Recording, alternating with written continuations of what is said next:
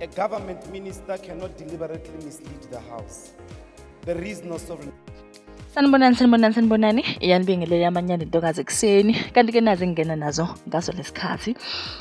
I-African National Congress izinto azihambeli neze kahle. Selokwangena i-MK umkhonto wesizwe ePhalamende. Kanti-ke i-EFF kanye ne-MK iyabapheka iyabathulula ePhalamende.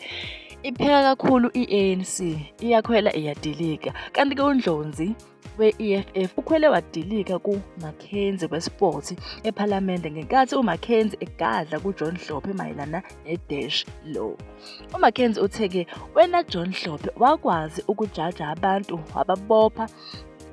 wababopha ngayo le dash law. Uthi manje ngoba ungasekho kuyona usuyakwazi ukubona ukuthi lo mthetho we-dash law awulungile futhi awukho emthethweni.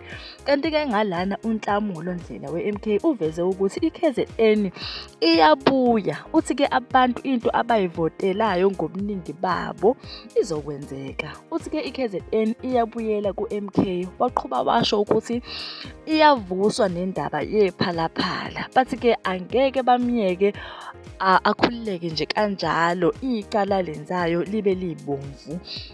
Likhulu kakhulu ngokuchaza kwakhe uNhlamulo Ndlozi. Shuthi ke barefera lapha yana kumnumzane uCyril Ramaphosa ngendaba yephalaphala. Kanti-ke mina ngiyafisa ukwazi ukucabanga lapha no comment section ukuthi wena uthini ngalolu daba. Sihlangane khona nibe nosuku oluhle.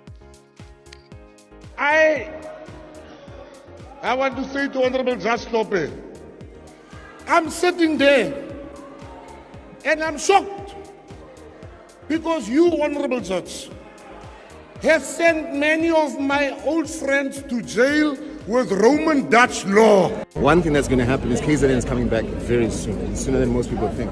Coming back to the MK party? Of course, to the rightful people, the rightful leaders, the ones that the people never rejected, the ones that the people wanted to lead.